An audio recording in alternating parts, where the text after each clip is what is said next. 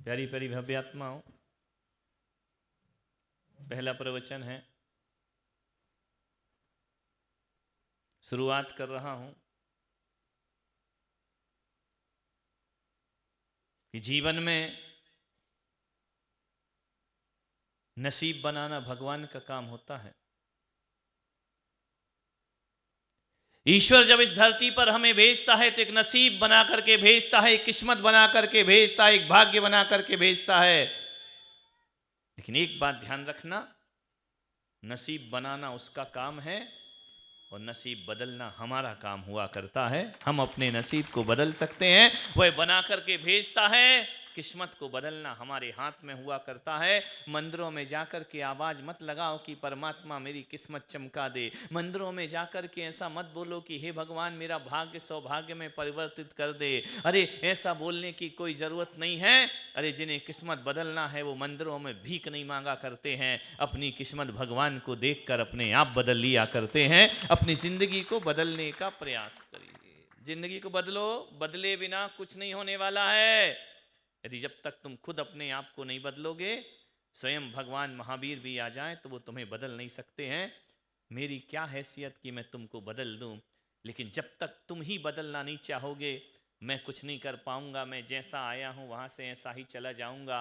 गंगा के किनारे जाओ तो गंगा के किनारे खड़े होकर कितनी भी आवाज लगाओ कि ए गंगा मेरे मुख में प्रवेश कर जा, ए गंगा मेरे मन के मेरे कंठ को तृप्त कर दे, तो मैं सोचता हूं कि तुम पूरे दिन भी आवाज लगाओ तो गंगा तुम्हारे मुख में प्रवेश नहीं करेगी। बल्कि जो घुटने टेक करके बैठकर अंजलि बांध करके गंगा का पान करता है उसकी प्यास गंगा बुझा दिया करती है। ध्यान रखिए, प्रार्थनाओं से जिंदगी नहीं बदलने वाली है।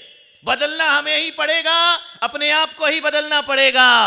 आज नहीं तो कल शांति बाहर नहीं मिला करती है, शांति भीतर मिला करती है। मनोहर लाल वर्णी ने ग्रंथ लिखा सुख कहाँ, उनने दूसरा ग्रंथ लिखा सुख यहाँ, सुख बाहर नहीं, सुख तो अपने भीतर हुआ करता है। अपनी सोच में, अपने चिंतन में सुख हुआ करता है। एक बात ध्यान रखना, यदि आपने सोच बदल ली तो वही घर स्वर्ग हो जाया करता है। और आदमी ने यदि अपनी सोच खराब कर ली तो स्वर्ग जैसा घर भी नरक बनने में ज्यादा देर। नादान है वो लोग जो मंदिरों में जाकर स्वर्ग की कामना करते हैं। मरने के बाद स्वर्ग मत चाहो लासूर वालो, इतना ध्यान रखो।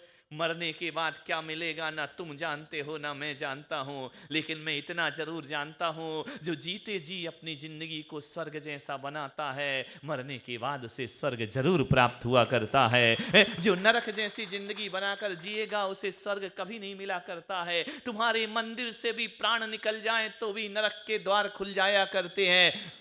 लोग कहते हैं कि सम्मेद शिखर में समाधि, प्राण छोड़ दो तो मोक्ष मिला करता है। अरे सम्मेद शिखर से भी नरक के द्वार होते हैं। कभी अपने घरों में जाकर के देखना, एक सीढ़ी होती है, वही सीढ़ी ऊपर जाती है और वही सीढ़ी नीचे उतारने का भी काम किया करती है। दो सीढ़ियां तो किसी के घर में नहीं होंगी कि चढ़ने वाली सीढ़ी अलग है, उतरने वाली सीढ़ी अलग है। अरे जो सीढ़ी ऊपर पहुंचाती है यदि अपनी नजरें फेर लो तो वही सीढ़ी नीचे भी उतार दिया करती है। सारा खेल आदमी की सोच का है, आदमी के चिंतन का है, आदमी के विचारों का है। वह स्वर्ग भी तलाश सकता है, वह नरक भी तलाश सकता है। आदमी स्वर्ग से नीचे है और नरकों से ऊपर हुआ करता है। बीच में है आदमी, चलना चाहे तो वह ऊपर भी चढ़ता है, इतना ऊंचाइयों को प्राप्त कर सकता है कि जहां से चांद तारे भी बहुत नीचे रह जाएंगे। और यदि आदमी गिरना प्रारंभ करता है, गिरना प्रारंभ करता है तो इतना गिरता है कि नरक में जाकर भी उसकी जिंदगी बर्बाद हो जाए। घर को स्वर्ग बनाओ, मंदिरों में स्वर्ग मत तलाशो, स्वर्ग अपने घर में तलाशने का प्रयास। मंदिर में कितनी देर रहते हो? बोलो ईमानदारी से, बोलो बोलो, मंदिरों में स्थानक में कितनी देर बैठते हो? आवाज तो निकालो भाई, मैं इतना चिल्ला रहा हूं, ऐसा लग रहा है कि मैं शमशान घाट में बैठा हूं। ऐसा लगना चाहिए कि जिंदों के बीच बैठा हूं, मुर्दों के लिए बीच थोड़ी बैठा हूं। कितनी देर मंदिर में लगाते हो? 1 घंटा? बाप रे, तो बहुत ज्यादा फ्री हैं कि यहाँ के लोग, बिल्कुल कोई काम नहीं है, 1 घंटा मंदिर में गुजार देते हो। अरे आधा घंटा, 10 मिनट, 20 मिनट, कोई पूजा पाठ करने वाली होगी तो घंटा भर, घंटा भर भी ईमानदारी का नहीं है वो। पूजा तो 10-15 मिनट की, दरवाजे पे खड़े होके बात करना है तू कल नहीं दिखी, कहाँ से आई थी, क्या हुआ, ये साड़ी कहाँ से लाई, मेरी बहू तो ऐसी मिली, मैं क्या बताऊं, अभी तक सोकर नहीं उठी, जाऊंगी नाश्ता बना। ये 1 घंटा ये इनका ये पुराण चला करता है, ध्यान रखना है। चलती घर से 7 बजे, न पहुंचती घर में 9 बजे। पूछा कितना भगवान को याद किया, 10 मिनट 15 मिनट, उदक चंदन में निपटा दिया। फिर दूसरा चंदन इनका शुरू होता है लगाना। तुम कैसे थे, तुम क्या थे, अरे वो बहुत बेकार औरत है, मैं तो जानती हूँ वो कैसी है। इसके अलावा कोई टॉपिक तुम्हारे पास नहीं है। मैं मंदिर गया, 2 महिलाएं बैठे एक दूसरे की बुराई कर रही, मैंने सुना, उनके इधर आओ, मंदिर में बैठ के बुराई क्यों कर रही हो। बोले आपने सुन लिया क्या। मैंने कहा नहीं, मैं बहरा हूं, मुझे सुनाई नहीं देता है। तो बोले आपने कैसे सुन लिया। मैंने कहा जैसे तूने बोल दिया वैसे मैंने सुन लिया। ये बताओ तुम दोनों बैठ के सासुओं की बुराई कहाँ क्यों कर रही हो। बोले हम किसने कहा हम बुराई कर रहे हैं। अरे मैंने कहा मैंने सुना है तुम बुराई कर रही हो। बोले आपने ही अपने प्रवचन में कहा था कि मंदिर में बैठ के आलोचना पाठ पढ़ा करो।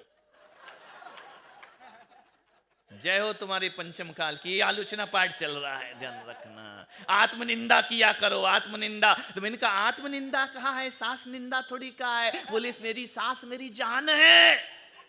उनका जान है तो उसको निकालने में क्यों पड़ी हुई है, ध्यान रखना। विचार करिए, आदमी का मंदिरों में भी मन नहीं लगा करता है, इसको देखेगा उसको देखेगा। अभी पूछ लूं कौन से भगवान का कौन सा चिन्ह है तो मालूम नहीं है। अभी पूछ लो फलाने की पत्नी आई थी तो पूरा रिजल्ट बन जाएगा कि आई थी कि नहीं आई थी। आदमी को पड़ोसी का बहुत ध्यान है, भगवान का कोई ध्यान नहीं है। किस भगवान का क्या चिन्ह है ये नहीं मालूम है। कौन कौन से कपड़े पहनकर आए हो वो जिंदगी भर तुम याद रखा करते हो।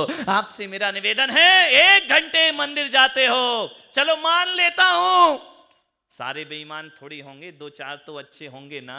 मैं मुझे नहीं लगता कि लासूर में औरंगाबाद जैसे बेईमान लोग होंगे। नहीं, औरंगाबाद से तो अपन आ गए, अब कुछ भी कर सकते। यहाँ तो 2-3 दिन रहना है अपने को, तुमको तो बैजापुर में निपटाएंगे, आना वहां, ध्यान रखिए। 1 घंटे आदमी शांति से मंदिर में जाता है, पूजा करता है, पाठ करता है, धर्म ध्यान करता है। 23 घंटे कहाँ रहता है, घर में, व्यापार में, दुकान में।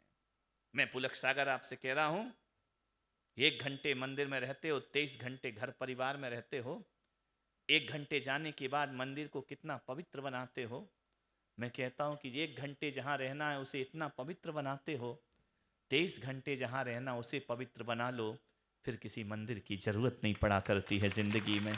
23 घंटे जिस परिवार में रहना है उसे मंदिर जैसा पवित्र बना लीजिए, मंदिर जैसी शांति घर में बना लीजिए, फिर किसी और मंदिर में तुम्हें जाने की जरूरत ना। जा मंदिर, ना जा मस्जिद, ना जा तीर्थ स्थान, तेरे घट में बसे हैं भगवान, ध्यान रखिया। हृदय में परमात्मा हुआ करता है। मंदिरों जैसी पवित्रता घर में होना चाहिए, मंदिरों जैसा आनंद घर में होना चाहिए। मंदिर में शांत हो गए, घर में महाभारत चल रही है, एक दूसरे से बन नहीं रही है। मंदिर में कहते नहीं सताऊं किसी जीव को, झूठ कभी नहीं कहा करूं। वो घर में जेठानी देवरानी को शांति से नहीं जीने दे रही है, भाई भाई को शांति से नहीं जीने दे रहा है, सास ससुर में बना नहीं करती है, और फिर भी कहते हैं हम साथ। कोई साथ नहीं है मेरे भाई, कौन साथ देता है इस दुनिया में किसी का, ध्यान रखना। घर को शांति में बदलो, घर में शांति नहीं तो तीर्थों से भी शांति नहीं मिल सकती है। मंदिर पाठशाला है, घर प्रयोगशाला है, ध्यान रखना। मंदिर में जो सीखा है उसे 23 घंटे घर में जीने का अभ्यास किया करो। यही साधना है, यही तपश्चर्या है, यही सामायिक है, यही प्रतिक्रमण है, यही आदमी की सबसे बड़ा धर्म ध्यान हुआ करता है। 23 घंटे मंदिर जैसी पवित्रताएं रखो। तीर्थंकरों जैसी शांति लेकर नहीं आए घर में तो मंदिर जाना बेकार हुआ करता है। निवेदन है आपसे, कोई भगवान तुम्हें शांति देने वाला नहीं है। अशांति भी तुमने खड़ी की है तो शांति का निर्माण भी तुम्हें ही करना पड़ेगा। कलयुग है, यहां कोई परमात्मा नहीं आएगा तुम्हारी रक्षा करने को। उद्धारेत आत्मानम आत्मा, गीता में नारायण कृष्ण ने कहा, इस कलयुग में अपनी आत्मा का उद्धार तुम्हें स्वयं ही करना पड़ेगा। अब कोई अवतार पुरुष और कोई तीर्थंकर आत्मा इस कलयुग में आने वाली नहीं है। जीवन को बदलिए, नसीब बदलना है, किस्मत बदलना है। एक बच्चा आया मेरे पास, बोले महाराज आप हाथ देखते हो क्या। मैंने कहा दिखता तो मुझे सब कुछ है। नहीं ऐसे नहीं। तो मैंने कहा कैसे? बोले ऐसे। मैंने कहा हाथ नहीं देखता मैं, चेहरा देखता हूं। बोले हाथ ज्योतिष नहीं आता आपको? मैंने कहा बिल्कुल नहीं। वास्तु आता है क्या? मैंने कहा नहीं आता। तो बोले मंत्र तंत्र आते हैं क्या? मैंने कहा वो भी नहीं आते। तो बोले तुम्हें आता क्या है फिर? जब तुम्हें कुछ नहीं आता तो फिर क्या है, क्या आता? तुम महाराज काय को बन गए हैं? मैंने कहा मुझे ज्योतिष नहीं आता है, मुझे मन तंत्र वास्तु नहीं आते हैं, लेकिन एक आता है कि घर के बिगड़े हुए वास्तुओं को मैं सुधार सकता हूं। ध्यान रखना, यदि मेरी बात को समझ लिया जाए, मुझे कुंडली में क्या ग्रह है ये मुझे नहीं आता है, लेकिन जिंदगी कैसे ग्रहों से मुक्त होती है मैं तुझे बता सकता हूं। और एक बात ध्यान रखना कि मैं पुलक सागर हाथ की रेखाएं नहीं, मैं चेहरे की रेखाएं पढ़ा करता हूं। ध्यान रखना, चेहरा सब कुछ बोल दिया करता है, चेहरे में सब कुछ होता है। तो बोले बताओ महाराज मेरा फ्यूचर क्या है? मैंने कहा फ्यूचर? बोले हाँ। बोले मेरा फ्यूचर बताओ, मेरा भविष्य बताओ, मेरा कल क्या होगा, परसों क्या होगा? मैंने कहा तेरा फ्यूचर मैं बताऊं? बोले हाँ आपको बताना ही पड़ेगा, आप संत हैं, तो बताइए मेरा फ्यूचर क्या है। मैंने कहा एक बात बता, तू अपने घर में बड़ों से कैसे बात करता है? सम्मान से बात करता है या अदब से बात करता है? अपने घर में तेरा व्यवहार कैसा है? तेरे दोस्त यार कितने हैं, वो कैसे हैं, जरा ये बता। तू घर में कैसे रहता है? तुझे बड़ों का सम्मान और छोटों को प्यार देना आता है या नहीं आता है? बोले महाराज मैं अपना फ्यूचर पूछ रहा हूं, आप मेरा वर्तमान पूछे जा रहे हो। मैंने कहा इतना ध्यान रख, फ्यूचर आदमी का कुछ भी नहीं हुआ करता है। बोले चलो महाराज मेरा फ्यूचर खराब होगा, आप मेरा फ्यूचर बदल दीजिए, ये पिच्छी लगा दीजिए मेरे सर पर, मेरा फ्यूचर बदल जाएगा। मैंने कहा नादान आदमी, फ्यूचर बदलने से फ्यूचर नहीं बदलता, तू अपना नेचर बदल ले, तेरा फ्यूचर अपने आप परिवर्तित हो जाएगा। जैसा आदमी का नेचर होता है वैसा आदमी का फ्यूचर होता है। नेचर अच्छा रखो फ्यूचर अच्छा होगा, आज को अच्छा रखो कल अच्छा हो जाएगा। कोई अंधविश्वास में जाने की जरूरत नहीं है। एक आदमी मर गया, उसकी मृत्यु हो गई, अर्थी जा रही है, दादाजी मर गए। मेरे से एक आदमी ने पूछा बताओ महाराज ये स्वर्ग गया कि नरक गया? मैंने कहा तूने मुझे यमराज का एजेंट समझ रखा है क्या, कि कौन कहां गया सबका लेखा जोखा मैं रखूं? बोले नहीं आप संत हैं, आपको बताना पड़ेगा। ये मैंने कहा संत बन गए तो बड़ी गुनाह कर लिया क्या मैंने, हर किसी का उत्तर ही देते रहो बैठ करके? बोले नहीं नहीं फिर भी बताओ वो बूढ़ा आदमी स्वर्ग जाएगा या नरक जाएगा? मैंने कहा मुझे नहीं मालूम। बोले आपको बताना पड़ेगा कि वो कहां जाएगा। मैंने कहा एक बात बता। बोले क्या? मैंने कहा इस बूढ़े ने जिंदगी कैसे जी है? बोले जिंदगी क्या कैसे जी है? 20 साल तो पुलिस ढूंढती रही। ऐसी जिंदगी देखो, जिंदगी वो पूछ रहा है नरक जाएगा कि स्वर्ग जाएगा। 20 साल पुलिस ढूंढती रही, 20 साल तिहाड़ जेल में बंद रहा, 20 साल से अस्पताल में पड़ा है, 20 साल से घर वालों को परेशान कर रहा है। इनका फिर भी तू पूछ रहा ये कहां जाएगा? ध्यान रखना, बोलिए ऐसा व्यक्ति ध्यान रखना जिसे 20 साल पुलिस ढूंढती रहे, जो जेलों के धक्के खाकर आ जाए, ऐसा व्यक्ति ध्यान रखना। मैं तो निश्चित कहता हूं दुनिया भले उसके लिए स्वर्ग की कामना करे, जिनके आचरण अच्छे नहीं होते वो नियम से नरक की ओर प्रस्थान किया करते हैं, उनके स्वर्ग की कोई कामना नहीं की जा सकती। जीवन अच्छा बनाओ। कहां जा रहे हो? बैठ जाओ। काय का चौकाओं का छक्का लगा रहा हूं मैं तुमको, चौके की पड़ी। मेरे रहते तो घर का काम मत करो, बाद में तो रोज यही करना है। आज भी रोटी बनाओगे पोंछे ही लगाओगे। जब तक मैं हूं मत करो, कोई कुछ नहीं बिगाड़ेगा और मेरे बाद कोई बचाएगा भी नहीं तुमको। ध्यान रखना, चौके में चले जिंदगी गुजार दी रोटी बनाते बनाते, फिर चौका। तो मैं तुम्हारे चौके के लिए आया हूं कि यहां के लिए आया हूं? और वो भी आगे बैठ के चौका।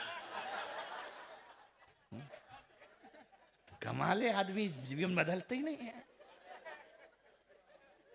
कोई भी आदमी को डरने की जरूरत नहीं है। 4 दिन मैं तुम्हारी लड़ाई निपटा के जाऊंगा। तो मेरे बाद क्या? देखो पत्नी पीड़ित, सब ताली बजा रहे हैं। समझ गया क्या महाभारत है तुम्हारे घर में? जय हो पंचम काल की। ध्यान रखिए। बजा लो बेटा, यहां ताली बजा लो, घर में तो बजोगे। ध्यान रखिए, विचार करना।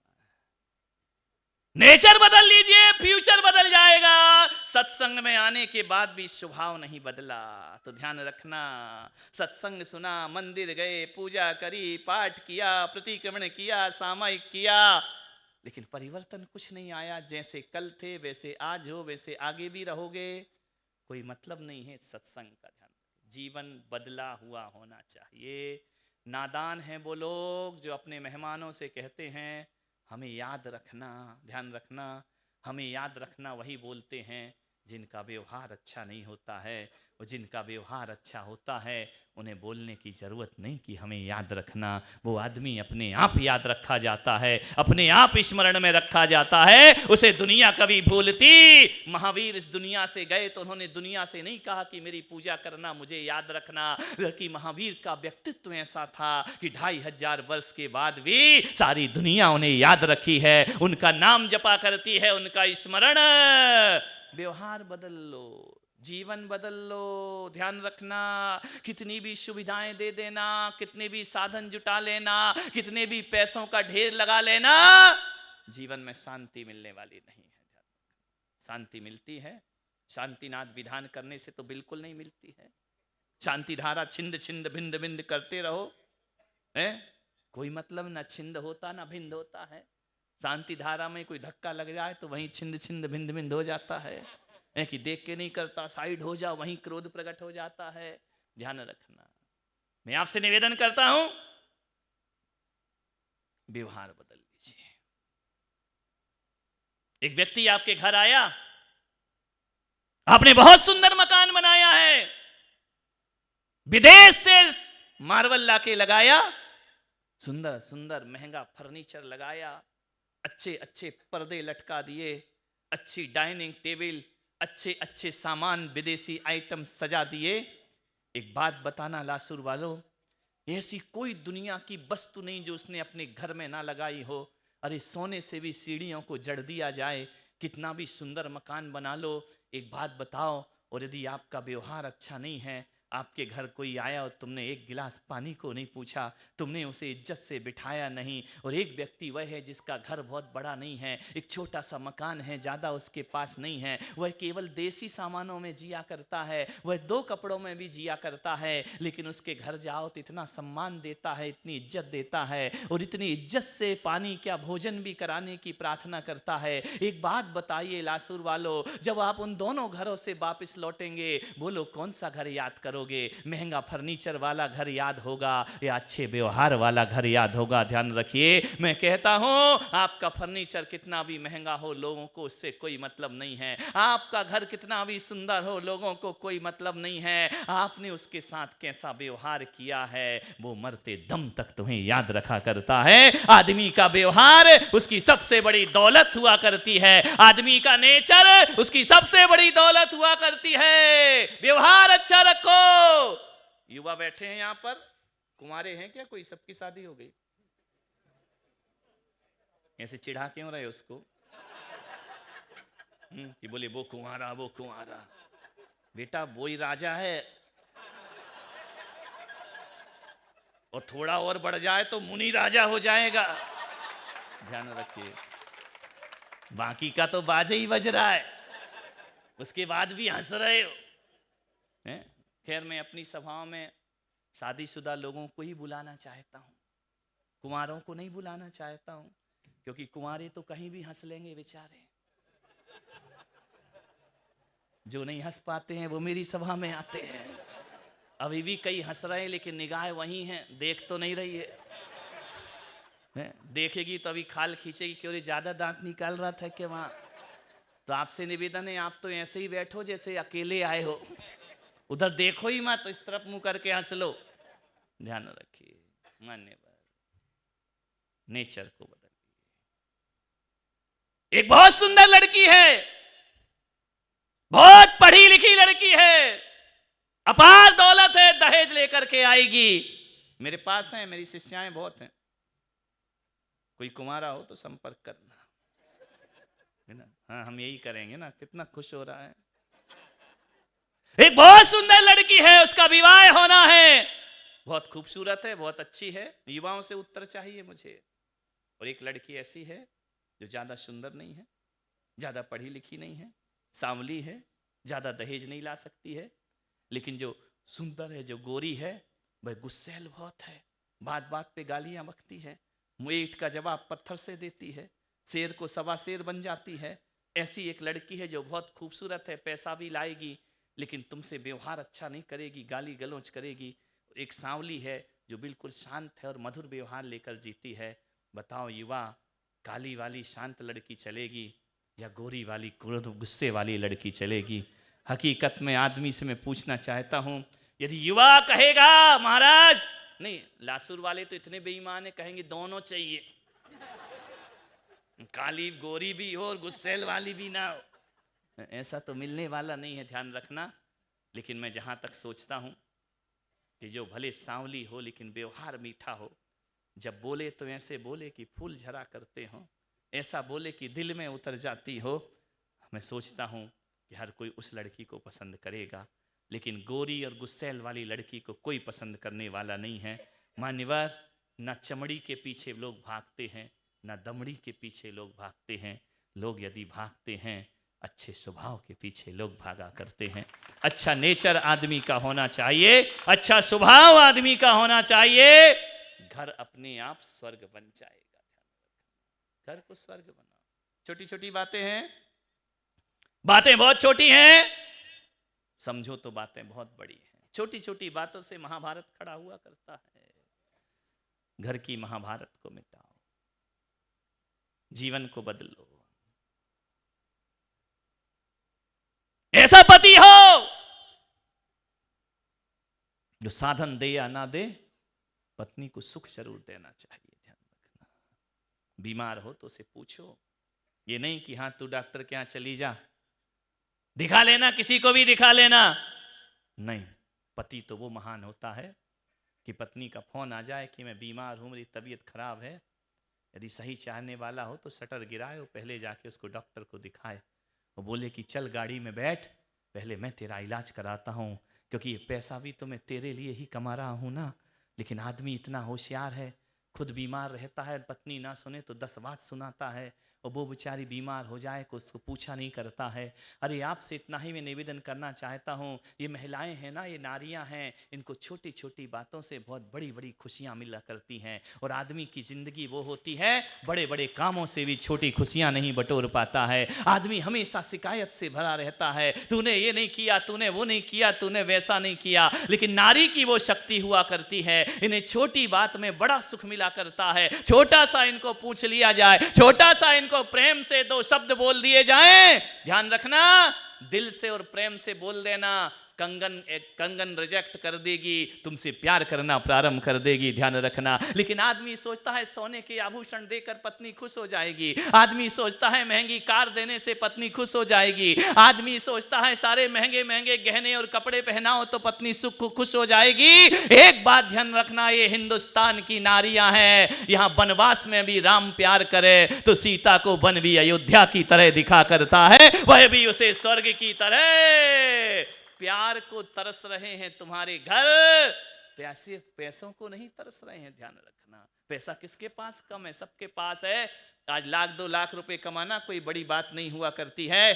थोड़ा सा पढ़ लिख जाए, फर्राटेदार इंग्लिश बोले, 5-10 लाख का पैकेज उसको अपने आप प्राप्त हो जाया करता है। अब इतनी बड़ी बेरोजगारी की समस्या नहीं है, आज घरों में समस्या है तो प्यार की समस्या है, प्रेम की समस्या है, मोहब्बत की समस्या है। और ध्यान रखना, मोहब्बत में कुछ नहीं करना पड़ता है, हृदय से प्यार के 2 शब्द बोलना पड़ते हैं। ध्यान रखिए, मेरे पीछे दुनिया क्यों आती, क्यों ये भाग रहे, क्यों औरंगाबाद में इनका मन नहीं लग रहा, मैंने इनको कौन से चेक साइन करके दे दिए हैं, मैंने उनको कौन सी प्रॉपर्टियां दे दी हैं, मैंने कौन सा उनका बिजनेस बना दिया है, मैंने कुछ नहीं किया है। ये दीवाने जो इनके अब घर में मन नहीं लग रहे हैं ना, केवल प्रेम का प्रसाद लेने दूर दूर से चले आते हैं। केवल प्रेम चाहिए, और क्या चाहिए, आदमी प्रेम का भूखा है। प्रेम घर में हो तो इससे बड़ा स्वर्ग दुनिया में कोई दूसरा नहीं हो। प्रेम को बांट करके रखिए, प्रेम से घर स्वर्ग बनता है। एक लड़की थी, समय हो रहा है आपका, बहुत जिद्दी थी, है? समय है, पैसा दे के बुलाए क्या मुझे? नहीं तुम तो बोलो, 1 घंटे बोलो, 2 घंटे बोलो, ध्यान रखिए। मान्यवर। एक लड़की थी, एक पिता को बहुत प्यार था उस लड़की से, इतना प्यार, इतना प्यार कि बेटी को इतना प्यार किया, इतना प्यार किया, इतना प्यार किया कि वो लाड़ प्यार में लड़ंका हो गई, लड़ने वाली हो गई। जवाब देने लगी।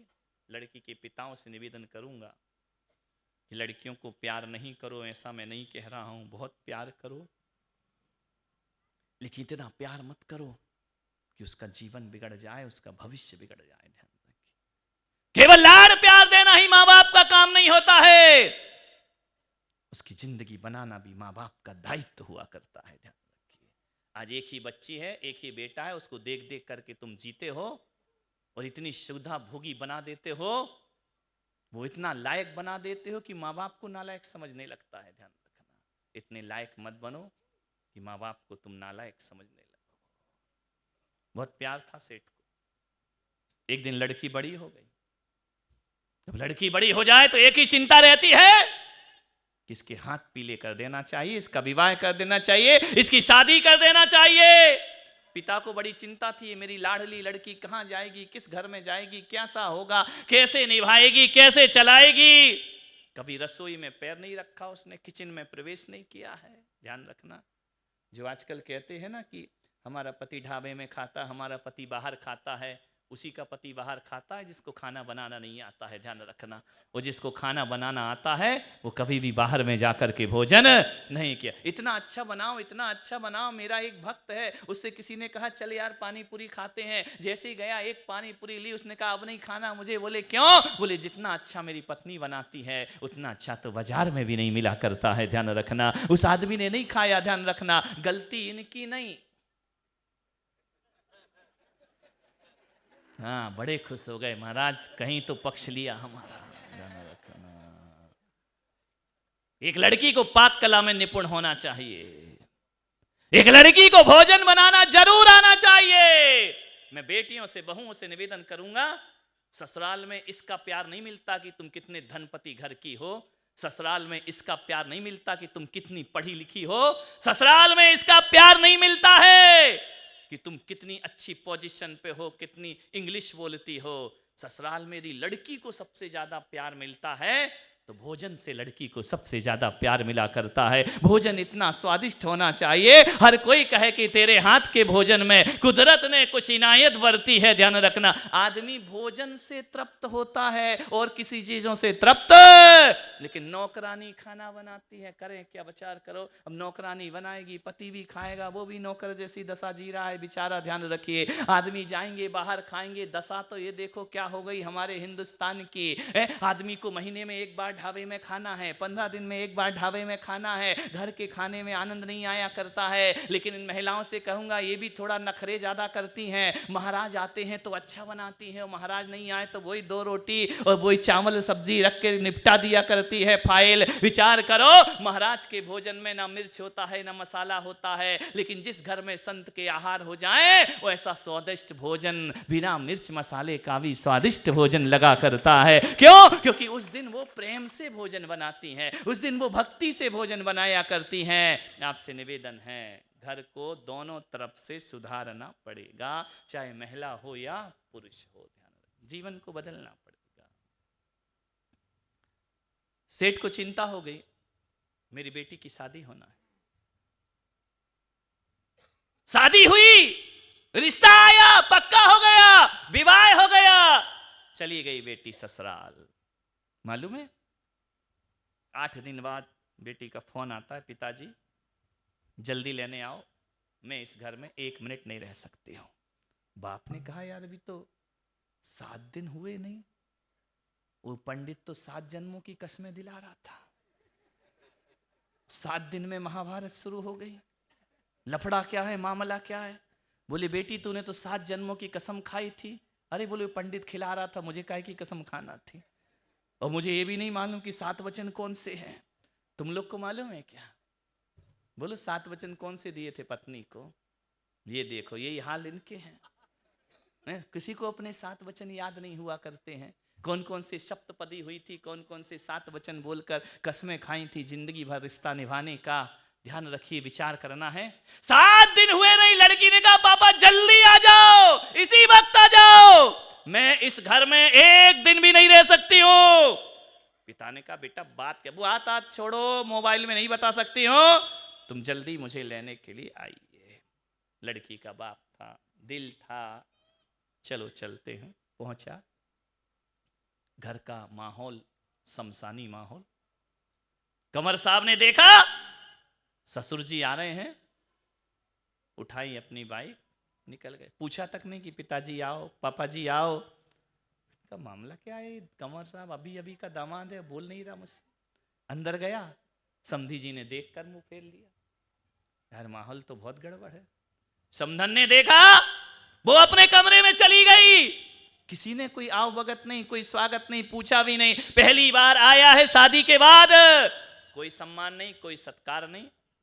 समझ गया कि कुछ ना कुछ तो गड़बड़ मामला चल रहा है। अंदर गया बेटी के पास, बेटी गले से लगी और जोर जोर से रोने लगी, पापा मैं इस नरक में नहीं रह सकती हूँ, नरक है पूरा परिवार, एक दिन भी मेरा यहां कटना मुश्किल हो रहा है। पिता ने कहा बेटा थोड़ा सहन कर, सब परिस्थिति बदलेगी। नया न, अरे 7 दिन से देख रही हूं, इस घर में कोई परिवर्तन होने वाला नहीं है, मुझे इसी वक्त लेकर चलो यदि मुझे जिंदा रखना है तो।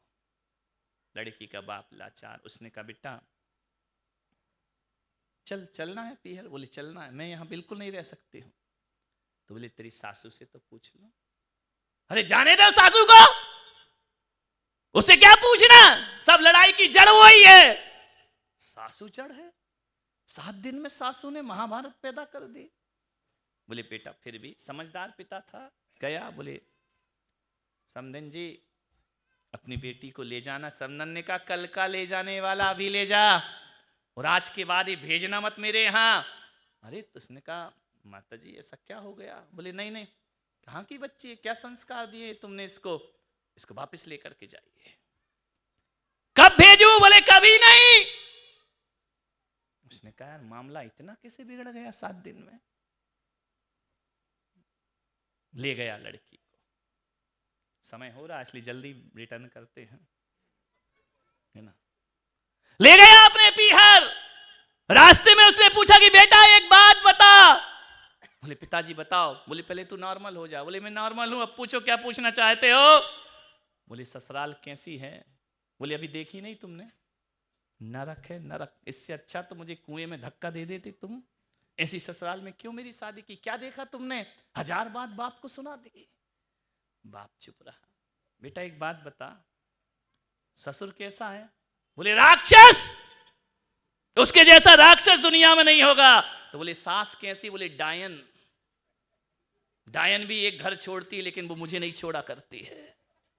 बोले बेटा ननंद कैसी है? बोले चुगलखोर, चुगली करने वाली, यहाँ की वहां भिड़ाने वाली, इस जैसी औरत मैंने जिंदगी में कभी देखी नहीं है। बोले बेटा देवर कैसा है? बोले आवारा, घूमते रहता है रात रात यहाँ वहां, इंसान है क्या वो? बोले बेटा तेरा जेठ कैसा है? बोले धूर्त नंबर 1 का मूर्ख मठ आदमी, मठ। अच्छा। बोले बेटा एक बात बता, फिर तेरा पति कैसा है? बोले साक्षात यमराज। उसने कहा यार तेरे घर में एक भी मेंबर सही नहीं। बोले अच्छा एक बात बताइए, लासूर के पड़ोस वाले कैसे हैं? बोले LLB। बोले LLB क्या? बोले लुच्चे लफंगे बदमाश, एक भी ढंग का नहीं है। बाप समझ गया कि कुछ ना कुछ अब गड़बड़ी ससुराल में नहीं, फाल्ट यही है। यदि एक तो सही होता ना, पड़ोसी भी सही नहीं, ननंद भी सही नहीं, जेठ भी सही नहीं, देवर भी सही नहीं। बाप समझ गया गड़बड़ ससुराल नहीं, गड़बड़ यही है। लेकिन समझदार था। लड़की के बाप को बहुत समझदार होना चाहिए। छोटी छोटी बातों में बेटियों के घर नहीं बिखेरना चाहिए, ध्यान रखना। और जो लड़की ससुराल में रहकर पीहर की प्रशंसा करती है ना, उस घर को बिखरने में फिर ज़्यादा देर नहीं लगा करती है, ध्यान रखिए। जो तुम्हें मिला है उसमें ही तुम्हें जीवन का आनंद गुजारना है, कोई दूसरी पर्याय नहीं हुआ करती है। एक बात याद रखना, आदमी अपने आप को यदि बदल ले तो सब कुछ बदल जाता है। चली गई ताव ताव में पीहर। बेटे पिता ने कहा उसको बाहर ले जाओ ना, आवाज कर रहा है। वो उसका पापा थोड़ी कि तुम्हारी आंख से डर जाएगा, बच्चा है, बाप तो डर जाता है एक आंख दिखाने में। हाँ ये उठ गए, जा बेटा अपने ही कर्मों का फल है, भोगो, खिलाओ खिलाओ, क्या कर सकते हैं। नहीं बेचारी बाप होता तो यूं कर रही थी तो चुप बैठ जाता। मुझे तो सभा में ये समझ में नहीं आता कि बच्चा रो रहा है या बाप रो रहा है, क्योंकि शादी के बाद बाप भी ऐसे ही रोता है। विचार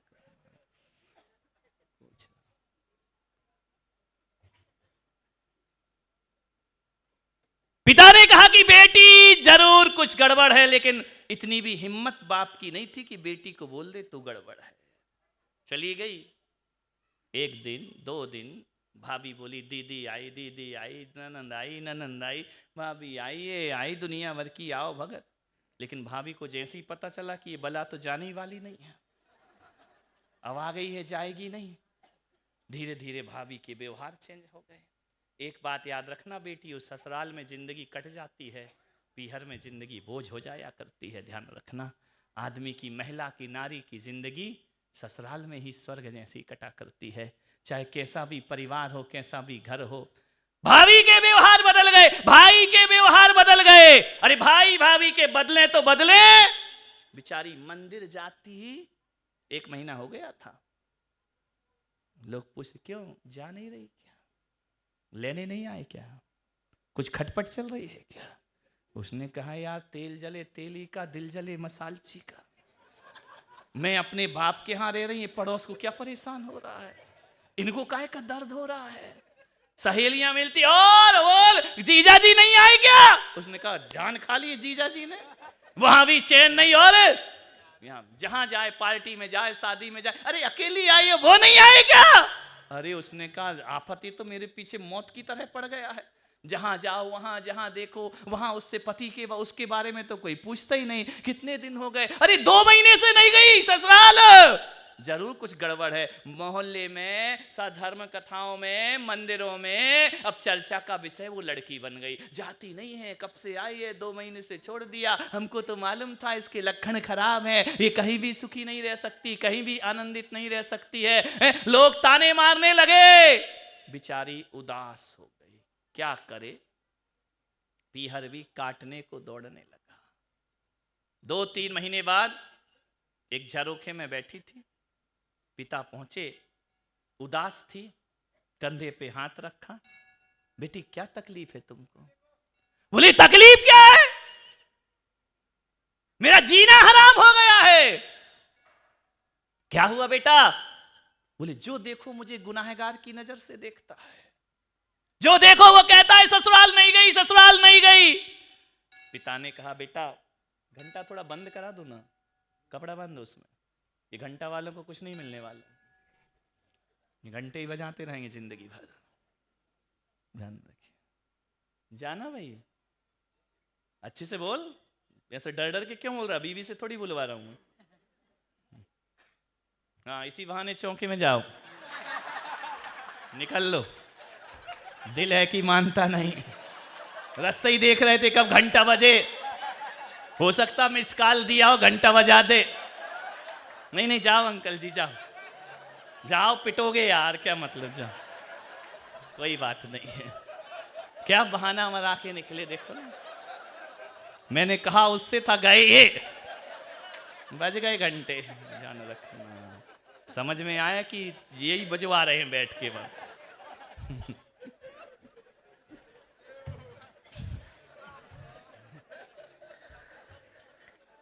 देखो कम से कम मेरे सामने तो खुल के हंस रहे हो ना, हंस लो जी भर के, इसका नाम जिंदगी है। ध्यान रखना, बाकी तो मुंह लटकाने का नाम कोई जिंदगी है क्या? पिता ने कहा बेटा तू यहां भी दुखी है, वहां भी दुखी है। बोले मेरा जीवन नरक हो गया है। बोले बेटी एक काम करूं? बोले क्या? तू ससुराल जाना चाहती? बोले बिल्कुल नहीं, यहां जिंदगी गुजार लेगी। बोले ये भी नहीं सहन हो रहा है, एक काम कर, अपने लासूर में 2 महाराज आए हैं, 2 काय को, तुम तो गिन ही रहे हो ना कितने चौका लगाना है। एक महाराज आए हैं अपने यहां, बोले क्या करूं? बोले चल मैं उनके पास जाता हूं, वो कुछ रास्ता बता। अरे बोले महाराज क्या रास्ता बताएंगे? उनके ना बीवी ना बच्चे, वो क्या जाने, क्यों महाराजों को बीच में लाते हो? बोले नहीं नहीं बेटा, संत के पास चलता हूं, पूछ के आता हूं, कुछ तो बताएंगे। आया, दर्शन किया, सेठ चला गया घर। बेटी से बोला बेटी महाराज ने एक रास्ता बताया है। बोले क्या? बोले एक साधना बताई है, घर को स्वर्ग बनाने की साधना बताई है। बेटी यदि 6 महीने तूने तपस्या कर ली तो पूरी ससुराल तेरी मुट्ठी में हो जाएगी। पूरी ससुराल मुट्ठी में? बोले हाँ। बोले वाह धीरू भाई अंबानी, कर लो दुनिया मुट्ठी में। तो बोले हो जाएगी? बोले हाँ। भगा दिया क्या? डांट पड़ी हुई, अब काहे को आए जब बन गया। जाओ महाराज के साथ आना, और मन करे तो चले जाना। गए क्या करोगे अब जाके, सब निपट गया। विचार करिए।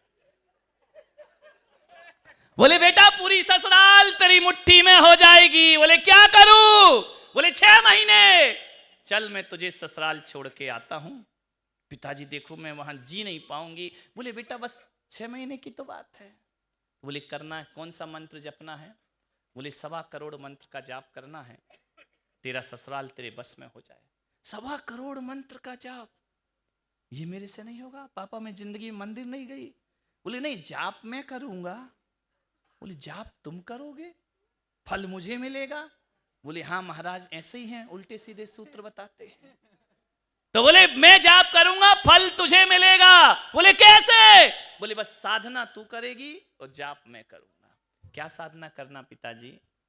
बेटा 6 महीने तू किसी को पलट के जवाब नहीं देना, शांत रहना, कोई कुछ भी बोल दे तू चुपचाप रहना, है ना, और सबकी थोड़ी सी सेवा करना। 6 महीने ना पापा? बोल बस 6 महीने, फिर तो पूरी ससुराल तेरी सेवा करेगी। बोले ठीक है 6 महीने की पढ़ाई समझ के कर लूंगी।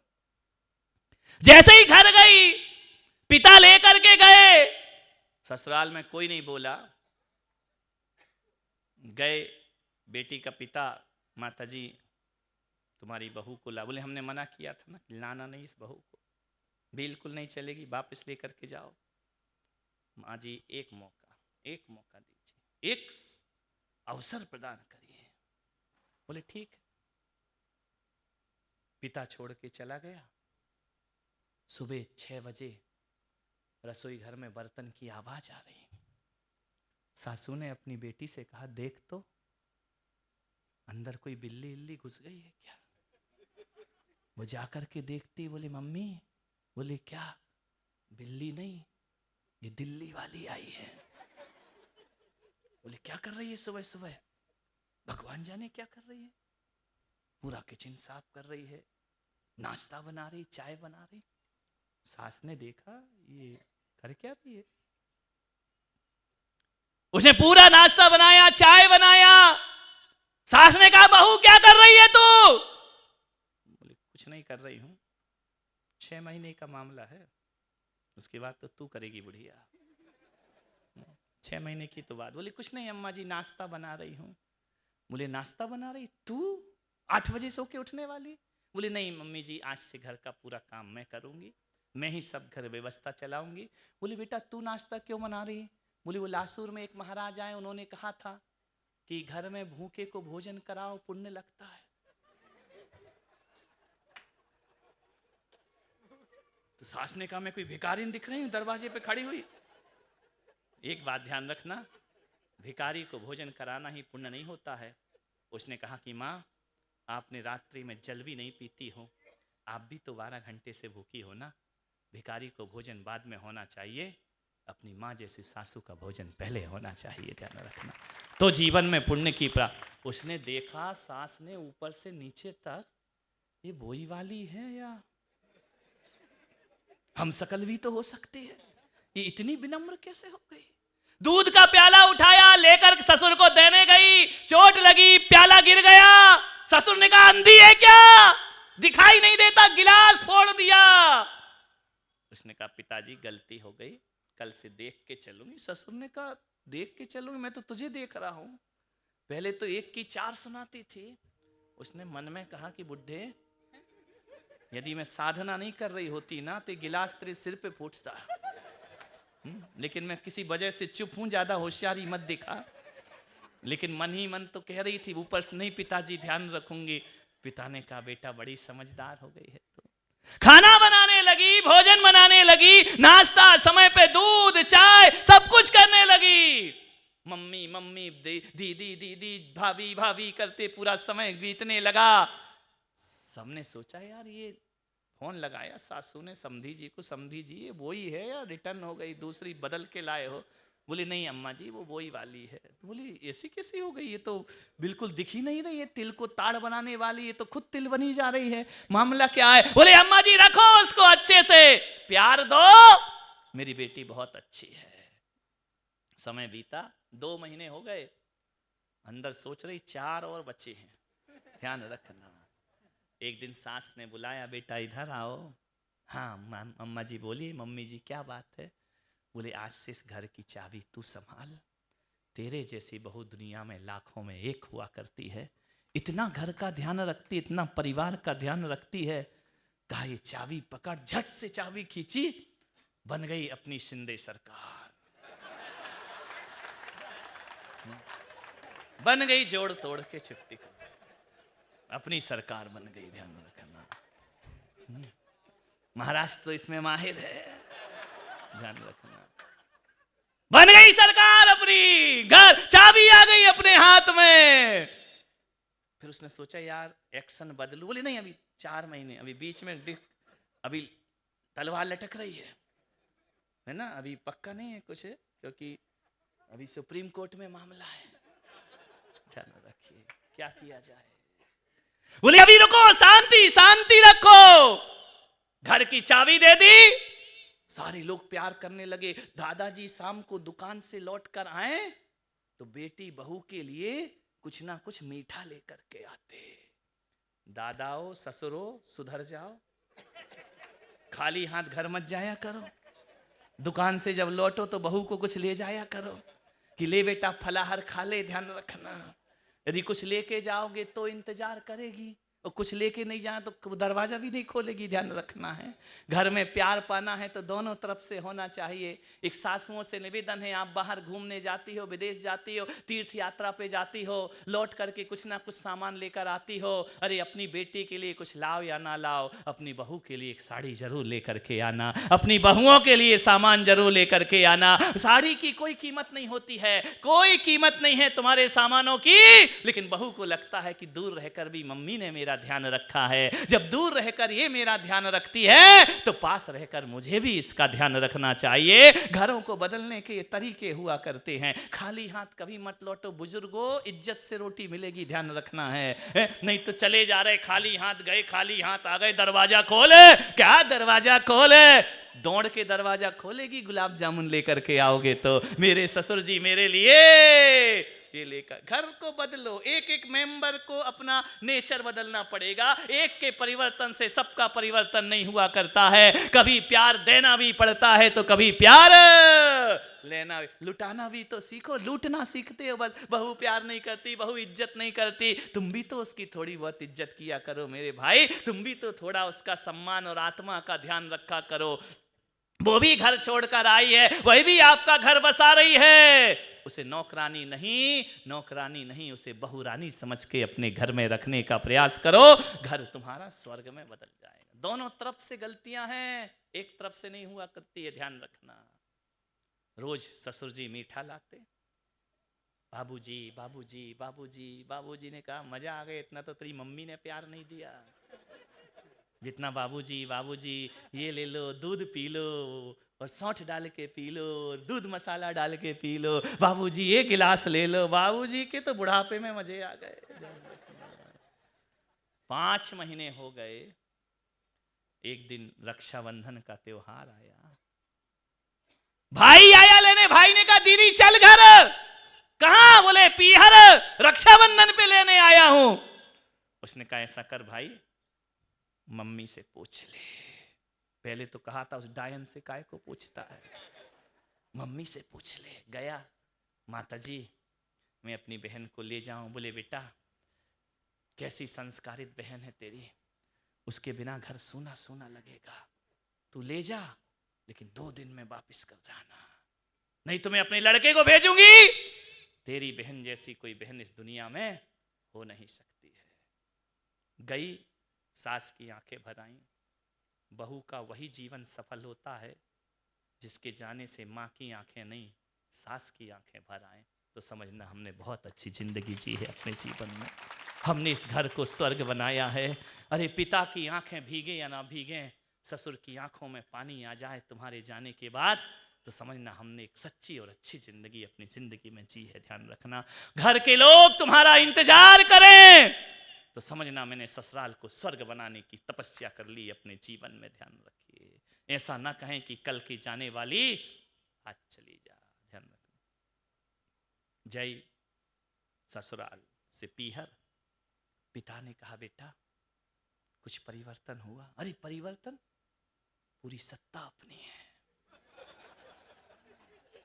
अच्छा, बोले बेटा ससुराल कैसी है? बोले स्वर्ग। अरे वो तो नरक थी। पिताजी देखो मेरे घर को प्लीज अशुभ शब्द मत बोलो, मेरा घर तो स्वर्ग है। वो बोले बेटा एक बात बता, तेरी ससुर कैसा है? बोले आपसे ज्यादा प्यार देता। आप कभी कुछ लाए बाजार से मेरे लिए?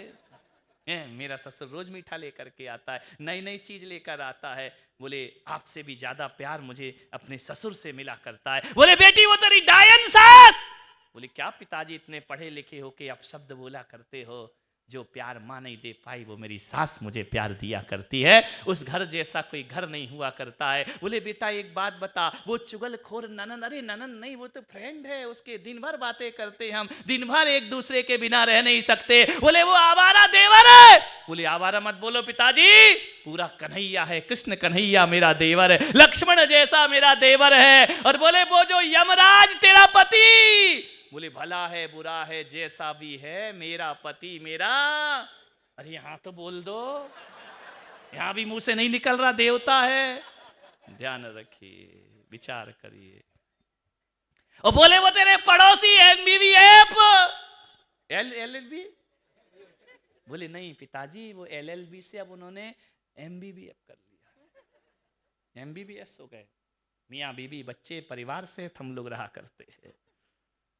बोले बेटा और कोई तकलीफ? बोले नहीं, ऐसी ससुराल जिंदगी में नहीं मिला करती है।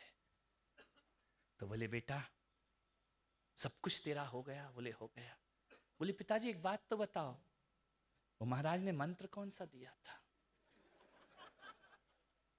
तो बोले बेटा मंत्र को एक तरफ रखना। बोले नहीं नहीं बताओ मंत्र कौन सा दिया था उन्होंने? बोले बेटा आपने कितनी माला पूरी हो गई? 1.25 करोड़। बोले बेटा मैंने एक भी माला नहीं फेरी, एक भी नहीं, और इतना असर। बोले बेटा तेरा घर न मंत्र फेरने से हुआ है न साधना से सफल हुआ, तेरा घर तेरे व्यवहार से स्वर्ग हो गया है, तेरे आचरण से स्वर्ग हो गया है। मैंने कोई जाप नहीं की, महाराज का आशीर्वाद लिया, लेकिन मैंने कोई साधना नहीं की। बस तूने जो 6 महीने अपने जीवन में तपस्या की है ना, कि बड़ों का सम्मान और किसी को जवाब नहीं देना, इससे तेरा घर स्वर्ग हो गया बेटा। इससे अच्छा घर कोई नहीं हो सकता है। मान्यवर मैं आपसे निवेदन करता हूं कि मकान बदलने से जिंदगी महान नहीं होती है, परिवार बदलने से जीवन महान नहीं होता है, व्यवहार बदलने से जीवन महान हुआ करता है।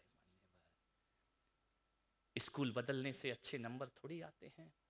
जिन्हें अच्छे नंबर पढ़े लिखे पढ़ने वाले होते हैं ना, वो सरकारी स्कूल में भी मेरिट लिस्ट में नाम लाया करते हैं। ध्यान रखना। और जिन्हें नहीं पढ़ना है, लाखों की फीस भी देते रहो, वहां जाकर भी वो जीवन की ऊंचाइयों को प्राप्त नहीं कर पाते हैं। आपसे एक ही निवेदन है मेरा, परिवार नहीं व्यवहार बदलो। तलाक से क्या होता है? नेचर यदि वही रहा तो यहां भी तलाक, अगली जगह भी तलाक, जिंदगी तलाक तलाक में बीत जाया करती है। मान्यवर मैं कहता हूं मन को बदल लो थोड़ा सा। महिलाओं से मेरा निवेदन है बड़ी विनम्रता के साथ, ये सब आके बैठी, कोई लाल कोई नीली कोई पीली कोई हरी गुलाबी, कोई बात नहीं है। पहनो, अच्छे कपड़े पहनना चाहिए, साविका हो, साविकाओं को सुंदर वस्त्राभूषण में रहना चाहिए। आजकल फैशन चला है ना तुम्हारा मैचिंग का, नहीं चला वो? लाल ही लाल, अब देखो लाल चाट, लाल चूड़ी, लाल बिंदी, लाल साड़ी, लाल रुमाल, लाल चप्पल, लाल लिपस्टिक, लाल चेहरा, गोदी में बच्चा वो भी लाल, उसकी भी मैचिंग चल रही है। लाली तेरे लाल की जित देखूं तित लाल, मैं बोरी देखन गई और मैं भी हो गई लाल। ऐसी मैचिंग चला करती। हरी है तो सब हरी हरी, पीली है तो सब पीली पीली। मान्यवर, मैं आपसे निवेदन करता हूं, माताओं बहनों से, कपड़े की मैचिंग करते हो करो, कोई दिक्कत नहीं, मेरी कोई आपसे परेशानी नहीं है। आप जैसे कपड़े पहनना चाहें पहन सकते हैं। लेकिन एक निवेदन करूंगा कि कपड़ों की मैचिंग से ज़िंदगी में शांति नहीं आया करती है। जैसे कपड़ों की मैचिंग करते हो वैसे अपने मन को भी मैचिंग का मन बना लीजिए, जो ससुर से भी मैच कर जाए, जेठ से भी मैच कर जाए, बच्चों से भी मैच कर जाए, परिवार से भी मैच कर जाए, पड़ोसी से भी मैच कर जाए। कपड़ों की मैचिंग नहीं, मन की मैचिंग से जीवन महान बना करता है। ध्यान रखिए, मन को मैच करने का प्रयास करिए, जीवन तुम्हारा सार्थक और सफल हो जाएगा। क्यों इस स्वर्ग जैसी जिंदगी को नरक में बदलते हो? अरे समय बहुत कम है हमारे पास, बहुत कम समय है, किसी की जिंदगी का कोई भरोसा नहीं। आज हो कल ना रहो, कोई गारंटी है? आज यहां आए हो घर पहुंच जाओ, इसकी भी गारंटी नहीं है। कौन सी गाड़ी का पहिया तुम्हारा इंतजार कर रहा हो, ध्यान रखना। सीढ़ी चढ़ो, नीचे पैर फिसल जाए और जिंदगी खत्म हो जाए, जीवन का कोई भरोसा नहीं हुआ करता है। जो सांस भीतर जा रही है लौट करके वापिस आए, इसकी कोई गारंटी नहीं है। रात सोए हो सुबह उठ जाओ, इसकी कोई गारंटी नहीं हुआ करती है। जीवन बहुत छोटा है, छोटे से जीवन में इतने कांटे क्यों बोते हो? छोटे से जीवन को इतना जहरीला क्यों बना लिया करते हो? छोटे से जीवन को इतना तकलीफ वाला जीवन क्यों बनाते हो? 4 दिन की जिंदगी मन के मनुज की, 4 दिन का 150 साल की जिंदगी इतनी बोझ बना करके जिया करते हो। मैं पुलक सागर कहता हूं, ये मत सोचो कि हमें बहुत लंबे जीना है। जिंदगी आज है, अभी है, इसी वक्त है। जो कुछ भी करोगे अभी करोगे और इसी वक्त करोगे। कल के भरोसे क्यों जीता है इंसान? क्यों सोचता है आगे जाके बुढ़ापा सुधार लेंगे? क्यों सोचता है बड़े हो जाएंगे तो सुधर जाएंगे? क्यों सोचता है बच्चे बराबर के होंगे तो नेचर बदल लेंगे? जिंदगी का कोई भरोसा नहीं मेरे भाई, ध्यान रखना। अरे माटी के पुतले ना इतरा के चल, तेरे जीवन का कोई भरोसा नहीं। बूंद पानी के पड़ते ही गल जाएगा, कच्चे बर्तन का कोई। किस भरोसे जी रहे हो? कब बदलोगे जिंदगी? अभी बदलने के दिन हैं, आज बदलो, इसी वक्त बदलो। जीवन की कोई गारंटी नहीं हुआ करती है। ऐसे मत मरो कि तुम्हारे जाने के बाद लोगों का बोझ हल्का हो जाए। अरे ऐसे मरो, ऐसे मत मरो कि तुम्हारे लिए लोग फरियाद करें। ऐसे मरो कि तुम्हें फिर याद करें। ध्यान रखना, ऐसी जिंदगी हमें जीना चाहिए। दुनिया की नजरों में हम उठ कर के जिए, मान्यवर, नजरों से गिर के जिए तो क्या जिंदगी जिए। एक बात याद रखना, मकान से कोई गिरता है तो फिर उठ जाता है, साइकिल से गिरता है फिर उठ जाता है, किसी भी ऊंचाई से गिरे आदमी उठ जाता है, लेकिन नजरों से गिर जाए तो उठना बहुत मुश्किल का काम हुआ करता है। आदमी को जीवन की ऊंचाइयां यदि पाना है, अपनी ही नजरों में उठ करके जीने का प्रयास करिए। झूठ के छल फरेबों के सम्मान से कुछ नहीं हुआ करता है, जीवन में सुकून नहीं मिला करता है। सम्मान तो अपने भीतर का जीवन का होना चाहिए। मेरा जीवन इतना पवित्र होना चाहिए कि हमारे जाने के बाद भी हमारा स्थान खाली स्थान महसूस होना चाहिए। लोग तरसें कि कोई आदमी आज हमारे बीच नहीं है। मान्यवर, मरने के बाद धन दौलत याद नहीं, मरने के बाद हमारा व्यवहार याद किया जाता है। वही संपदा आप सबको अर्जित करना है जीवन में। मान्यवर, ऐसा जीवन बनाओ। कितने लोग हैं तुम्हारे घरों में? ले दे के 4, पहले जैसे घर थोड़ी है कि दर्जनों से बच्चे पैदा होते चले जा रहे हैं। ध्यान रखिए, हम 2 और अब तो हमारे 2 भी नहीं बचे, 1 ही बचा है। ध्यान रखना, और वो 1 भी पूना में पढ़ रहा है। हम 2 थे, 2 हैं, और बुढ़ापे में भी 4 लोगों को मैनेज नहीं कर सकते हो जिंदगी में। एक बीवी को मैनेज नहीं कर सकते हो, एक बच्चे को मैनेज नहीं कर सकते हो, ले दे के 4 लोग हैं, 4 लोगों में घर नरक बना लिया करते हो। समाज संभालने की बात किया करते हो, देश संभालने की बात करते हो। अरे देश और समाज बाद में संभालना, पहले आदमी को अपना घर संभालना चाहिए, ध्यान रखना। मंदिर बनाने की बात करते हो, घर में नरक जैसा व्यवहार बना के रखते हो। ये कोई जिंदगी है आदमी की? ये कोई जीवन है? मानव जीवन मिला है, पशुओं की तरह जिंदगी गुजारता है आदमी, व्यर्थ की जिंदगी। लानत है ऐसी जिंदगी में। मैं पुलक सागर हजारों को खुश करता हूं, तुम मेरे भक्त हो के 4 लोगों को खुश नहीं कर पाते हो। ये कोई जिंदगी है तुम्हारी? हजारों लोग हमसे मिल करके खुश हो जाएं, आनंद आ जाए चेहरे पर देख करके, प्रसन्नता उनके जीवन का अंग बन जाना चाहिए। क्यों हम उन 4 लोगों में अपना जीवन नरक में परिवर्तित कर देते हैं? 4 लोगों का मन ही तो संभालना है ना। 4 भी कहाँ, तो पति पत्नी का ही मन संभालना है। बच्चे भी कितने दिन के हैं, जिस दिन 11 12 हो जाएंगे छोड़कर पूना पढ़ने चले जाएंगे, अमेरिका पढ़ने चले जाएंगे। जिंदगी, और एक बात याद रखना, कितना भी दुनिया में यहाँ वहाँ घूम लेना, जब शरीर खराब होता है ना तो पत्नी ही साथ देती है दुनिया में, बाकी कोई साथ नहीं दिया करता है। न माँ देती, न बेटे देते, कोई नहीं देता है साथ। जब जब बुढ़ापे में जरूरत पड़ती है तो हमारा हम सफर ही हमारे साथ खड़ा होता है, ध्यान रखना। उसे ही तो हम सफर कहा जाता है। आज सुख के दिनों में उसका तिरस्कार है, बुढ़ापे में वही तुम्हारे जीवन का आधार है, ध्यान रखिए। मान्यवर, पति पत्नी में बहुत प्रेम होना चाहिए, अटूट प्रेम होना चाहिए, अटूट बंधन होना चाहिए। छोटी छोटी बातों से मन खराब नहीं करना चाहिए, कि जिंदगी उसी का नाम है। पहले के लोग दर्जनों लोगों को मैनेज करा करते थे, आज कुछ नहीं है। आज सब कुछ है, रुपया है, पैसा है, बंगला है, मकान है, खटपट चल रही है, ध्यान रखना। मान्य, छोटी सी जिंदगी आनंद के साथ गुजारिए।